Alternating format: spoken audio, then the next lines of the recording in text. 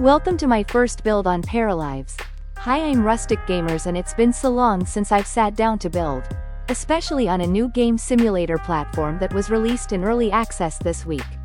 This new simulator is a project from a small Canadian studio that has been in development for 7 years. I've been testing the tools in creating a Paralives, the object catalog, and the building system for the past 5 days, and I have a few thoughts I'd like to share. Before we begin, I invite you to follow me on my other social media accounts on Instagram and TikTok with the username RusticGamers. You can also find me on the Steam application as RusticGamers, where I'll be sharing builds and more through the Steam workshop. Now let's start giving our opinion on this simulation game. I honestly have high long-term expectations for this game. To begin with, the creative team and studio are being quite transparent before launch about details that might occur during the release, encouraging all ParaFriends users to report bugs through their communication channels or directly to their contact email. They are also addressing the errors as they arise. So much so that the first patch was released to fix issues like fires and how to extinguish them. I think this is a good start in terms of game support. If you ask me about the cap, also known as Create a Parafig, it has many sliders that make creating more defined features of what we want much more meaningful. My favorite part of the cap is seeing the height we can give the parafolks, from 1.40 to 1.96 meters. I found this so brilliant that I'd say it's a unique feature compared to other simulation games. Let's talk about the first world Paralives brings us, which is Molino, a neighborhood that reminds me somewhat of certain European cities and a bit of northern Canada, full of buildings with a neo-Gothic and maritime architectural style.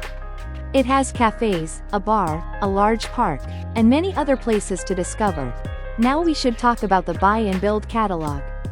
The first thing I have to highlight is the ability to move objects 360 degrees with the advanced transformation, which you can find when you select an object and click on the 3 dots. You'll see that you can activate or deactivate it as needed. Although it doesn't yet have a wide catalog of items, believe me, with creativity and patience we can do many things. One thing I'm grateful for is that we can resize windows, furniture, beds, dining tables, and some armchairs, making them as long and wide as we want. We can extend windows and lengthen beds to become super king size. It's fantastic what can be created with these features and the advanced 3D tool. We can create attics with a functional window where the parapet can be placed without limitation in the space we choose to create. This and many other spaces.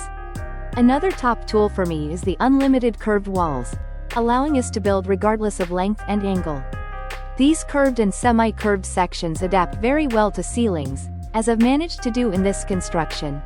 Now, the clutter section, and I want to emphasize that the ability to resize and move objects 360 degrees as we wish, adds a real advantage to kitchens, closets, laundry areas, and more. The part one still find difficult to create is the foundations and laying floors. With this simpler tool, you have to use your imagination to manually create levels, platforms, and basements, instead of automatically, as some of us were used to on other platforms. Anyway, my friends, this is the first part of my first build in Paralives.